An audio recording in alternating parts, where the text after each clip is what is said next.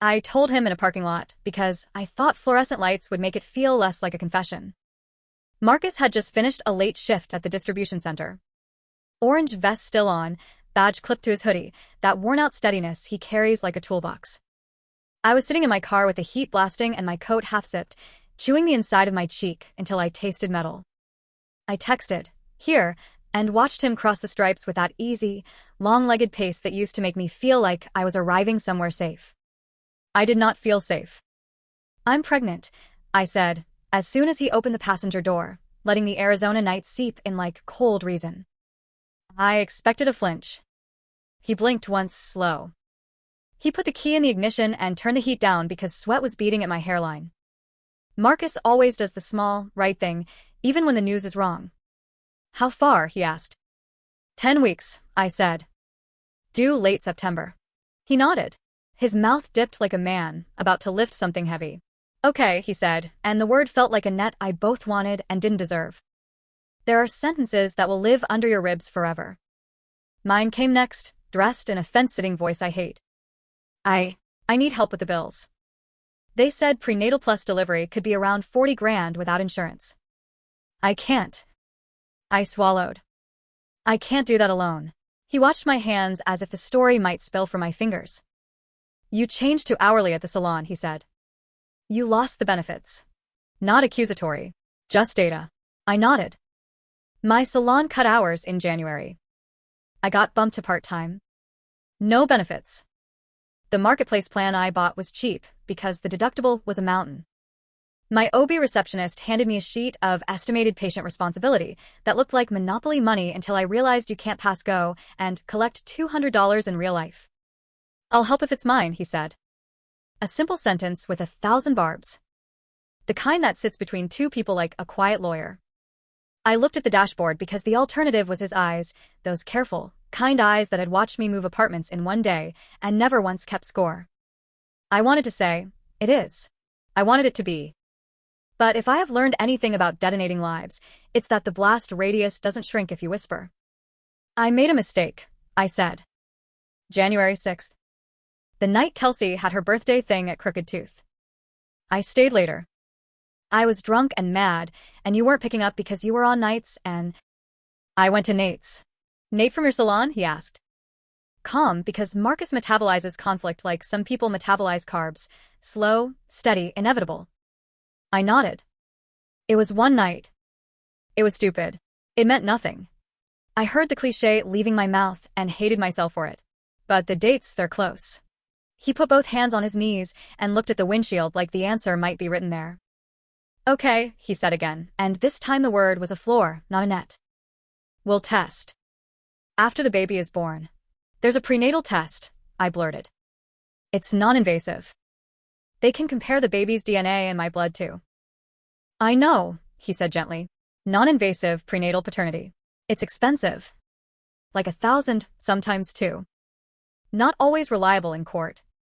And it requires the other guy, too, which I'm guessing is not going to be your easiest call." He turned to me. "I'm not saying no. I'm saying we need to think with the future, not our panic." I cried then. Not the cinematic kind, just the messy kind where your nose betrays you and you make little animal sounds you hope the person you love can't hear. He reached for the glove compartment for napkins because he knows where I keep everything. He did not reach for my hand. "I'll pay for the test after the baby is born," he said. "I'll be at the hospital if you want me there as a human. I won't be on the birth certificate until paternity is established. I won't pay 40 grand until I know who I am in the story." "It's not a ransom," I said, ugly and defensive. "It's my body and a baby and bills, Marcus." He nodded, a little muscle in his jaw twitching. "It's all of that," he said. "And it's math. If I am the dad, I'll add the baby to my insurance within 30 days. That's a qualifying life event. Coverage can be retroactive to birth. A lot of the bills can run through that. If I'm not, me paying 40 grand now is subsidizing the other guy's kid and then trying to get blood back from a stone later. We're not playing hero with hospital billing. He wasn't wrong." I hated that he wasn't wrong. "I want you to be the dad," I said, "because I will not pretend courage. Only clarity." "I wanted that too," he said quietly. He spent the night on my couch. Not because I asked him to, but because he didn't trust me not to decide, at 2 a.m., to drive somewhere dumb. He left before the sun came up, dropping the spare key on the counter like he was surrendering a sword. For weeks, we lived like people holding their breath. I Googled average cost of vaginal delivery without insurance like it might land on a number I could pay with a yard sale. The answers were math and menace. 10 to 15,000 without complications, 25 for a C-section, more if the baby wanted drama. If you hit the ER first, add a fee. If the baby needed NICU, sell your car. The $40,000 wasn't a number I made up. It was a number the woman at the OB office said without blinking. I learned words that feel like a foreign language until you need them. EOB, explanation of benefits, global maternity fee, facility fee, professional fee. I learned that the hospital billing department and the anesthesiology group are often married in name only.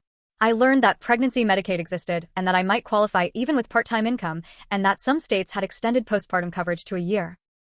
I filled out forms with my income and prayed to the gods of bureaucracy. I waited for letters with crests in the corner, like Hogwarts but meaner. Marcus moved in with his cousin, told his mother we were working through something, and did not elaborate because he is not the kind of man who outsources his pain to group chat. He met me at ultrasounds and sat stiffly in the corner chair with a face that looks like the word steady. He brought me soup and left before I could pretend we were normal. He did not pay any bills. He paid with presents, not cash. Nate texted me twice after my parking lot confession. The first time, do you need anything? The second, I can pay half if it's mine.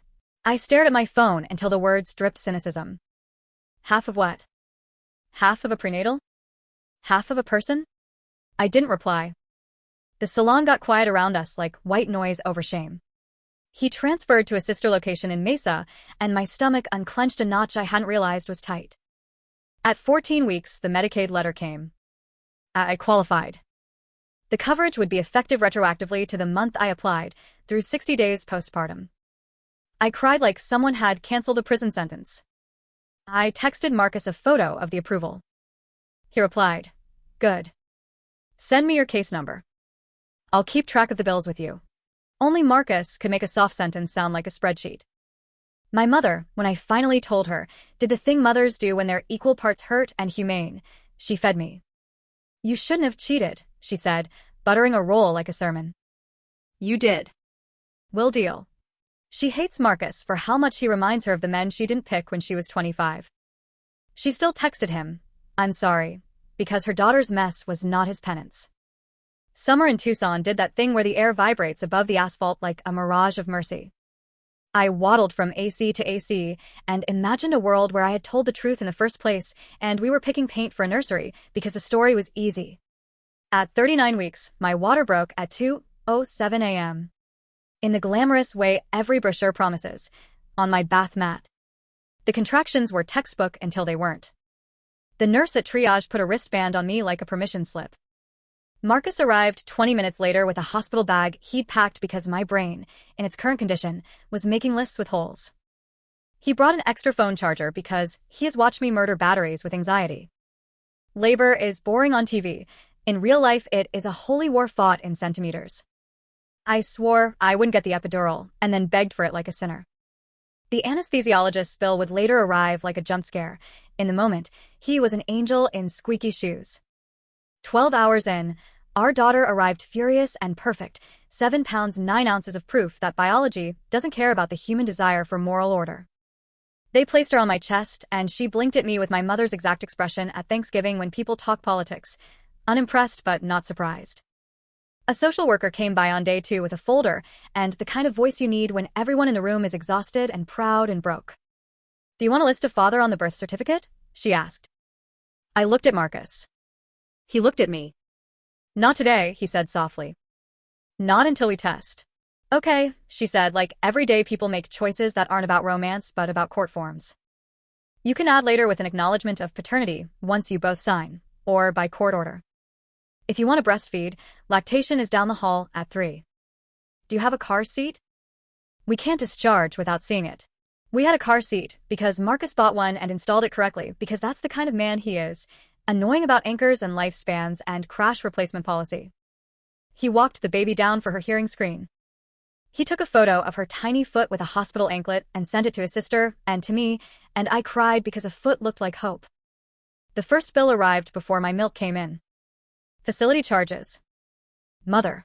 It was a number big enough to buy a used car. The Medicaid approval hadn't hit their system yet. The anesthesiology group, Dating Nobody, sent theirs separately with a helpful note. Pay online. If I had been the person I was at 21, I would have shoved them in a drawer marked later. The new person I was trying to be sent them to Marcus and to my Medicaid caseworker with the subject line, proof of delivery. At 3 weeks postpartum, we went to a lab in a strip mall between a vape shop and a nail salon for the paternity test. The legal kind, cheek swabs with chain of custody. The receptionist had a cartoon turtle on her mug that said, "Slow down." I wanted to hurl it at the wall. They took samples from both of us and from the baby's cheek. The swabs looked like oversized Q-tips. It took 20 minutes. It felt like a trial. Marcus did not touch my shoulder when it was over. He drove me home in silence, carried the stroller up the stairs, then said, "Results can take a week." He stood in my doorway like a person not allowed to come in without changing the scene. "Do you want to hold her?" I asked because the part of me that loves him needed to ask a clean question. "Yes," he said, and did. He looked like a man who had surgically removed his heart and was holding the backup. The call came on a Wednesday at 9:14 a.m. Probability of paternity, 99.99%, the woman on the phone said, as if we were discussing weather. I texted Marcus a photo of the result because I couldn't make my mouth work. He called immediately, voice hoarse. "I'm leaving work. I'll pick up the paperwork for the acknowledgement. We can sign at the health department this afternoon. Then, I'm calling my HR to add her to my insurance. It should backdate to her birthday once they process it. Send me copies of the bills you've received. From now on, I'm paying anything for her directly to the provider, not through you. I'll reimburse you for any receipts you've already paid that are strictly hers. We'll set child support through the state calculator so there's no confusion. We are not getting back together." The last sentence sliced clean. None of the others bled. They stitched. He came over an hour later with a folder, because of course he did. Inside, the acknowledgement of paternity we signed, the clerk notarized, we both cried, a list of documents HR needed for insurance, a printed county child support worksheet with blank lines waiting for our income numbers, and a business card for a mediator to draft a simple parenting plan. "I'm not going to be your enemy," he said. "I am going to be her dad. Those are different jobs." He added our daughter, Lila, to his employer plan the next day. By month's end, the hospital rear-ran the claims. Medicaid covered the prenatal and delivery charges. His insurance retroactively picked up the baby's hospital stay and newborn care. The anesthesiology group adjusted their bill to the negotiated rate. The terrifying $40,000 turned into a handful of smaller numbers. Copays and out-of-pocket caps, and the sort of charges you can call about and ask for a payment plan without feeling like you're fighting a mountain with a teaspoon. It wasn't nothing. It also wasn't ruin. Marcus paid the baby's bills directly online and sent me screenshots with notes like, "Paid. Confirmation number 834277. He didn't hand me cash. He didn't help me out. He covered his child. Language mattered to him. He would rather swallow attack than turn fatherhood into charity." We took the acknowledgement to the Vital Records office. A clerk with sparkly nail polish typed Marcus's name into the blank box under father, and I felt both relief and grief in equal measure. He stood a little straighter. He asked for 2 certified copies because he thinks ahead. He ordered a tiny Social Security card like the government's way of saying, "Welcome to the grid, baby human." We met with the mediator in a beige office that smelled like coffee and court forms. She explained things I had Googled at 3 a.m. but absorbed better with someone kind at the table. Child support in our state is formulaic, based on incomes and parenting time. Health insurance coverage is part of the math. Daycare counts. Diapers do not. We wrote it down. We signed. She filed. It felt like admitting the story was now bound by policy and calendars, not chaos. When my milk supply dipped, Marcus bought formula without commentary. When Lila developed a rash, he FaceTimed the pediatrician's nurse line with me on speaker and a legal pad in his hand. He did not put his arm around me in the waiting room. He did not try to feed the part of me that wanted us to be forgiven by narrative. He fed his daughter and my respect. People asked for the gossip version. My cousin, my coworker, that one friend who thrives on mess. Did he overreact by waiting? Did he abandon me by not paying everything until the lab said he was allowed? I wanted to say yes because that would make me a tragic heroine. The truth is, he did the only sane thing. He waited for the science. He used the systems that exist for exactly this kind of human failure. He did not turn himself into an ATM for my guilt. He did not get back together with me to make a pretty story. He did not punish me in public. He did not make a reel about dodging a bullet. He got a baby, a folder, a plan, a schedule. I still had bills. Prenatal vitamins, a breast pump I paid cash for, missed hours at the salon when my ankles turned into water balloons and I couldn't stand. I kept a notebook with columns. Hers, mine, ours. It helped me not to confuse a pile of receipts with love. The Medicaid office sent me 3 letters a month that didn't match each other, and I learned to call and ask for Grace or Tanya because they know where the bodies are buried.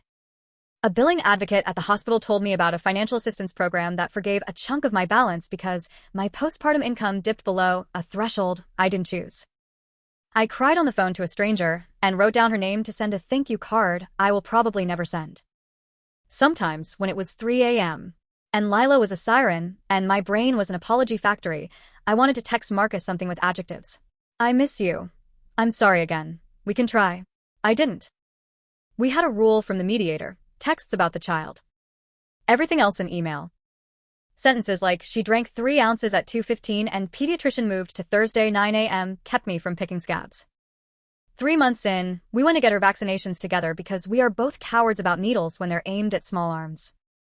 He held her. I held my breath. The nurse called her tough cookie and handed us a printout. In the parking lot, I turned to him with a question that tasted like rust. Do you still hate me?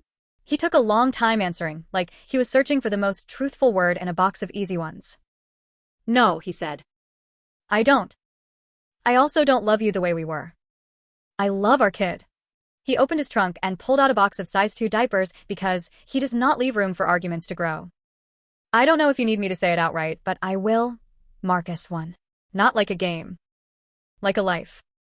He won by refusing to be dragged by my panic into a money pit while the facts were still forming. He won by not letting me convert his decency into a blank check. He won by understanding the boring power of paperwork, the acknowledgement, the 30-day insurance window, the child support worksheet, the calendar. He won by being the father he said he would be, and not the boyfriend I wanted him to be for my redemption arc.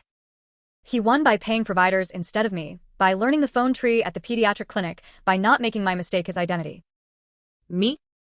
I live in the meantime. It is less glamorous than the drama I used to feed on. It is better for a baby. I work Saturdays at the salon because the tips are better, and weekdays I freelance doing social media for a local coffee roaster that pays in cash and beans. I keep receipts. I keep my mouth shut when shame wants to perform. I keep a copy of the paternity result in the same folder as the birth certificate and the social security card because adults put important things in one place. Nate texted me in December, "How's the baby?" I did not answer. Some doors do not need a speech. They need a lock. Lila is 6 months old as I write this, asleep like a tiny boxer between rounds, cheeks flushed, lashes ridiculous. Sometimes I look at her and feel the urge to confess to her like she's a priest in a hat with ears. When she's older and asks why mommy and daddy aren't together, I will say, I cheated and got scared and tried to make money fix it. Your dad stood still until the truth walked in. Then he picked you up. I will say it without making myself the star. I will say it because children deserve a story that doesn't lie, told by a mother who learned that the scariest word in any language is wait. The $40,000 I threw at Marcus like a test was a number on a sheet in an office that smelled like antiseptic. The real math was simpler. Honesty now or chaos later. Test now or fight forever. Father on paper when it's fact, not when it's convenient. I'm still paying off pieces of my side. Things insurance doesn't care about. I set up a payment plan that drafts on the 15th. I budget. I do the excruciating, adult thing of not confusing a balance with a person. Last week, Marcus texted me a photo of Lila in a ridiculous hat his mother knitted, the kind that makes a baby look like a mushroom. Mom says she'll make another in blue for your house, he wrote. I typed thank you and nothing else. It felt like a win. The small, quiet kind you can build a childhood on. If you're reading this because you want a stranger on the internet to tell you that asking a man to pay your birth costs while the paternity clock is still ticking is a power move, it isn't. It's a fear move. The power is in waiting long enough to let the boring systems protect you from your worst instincts.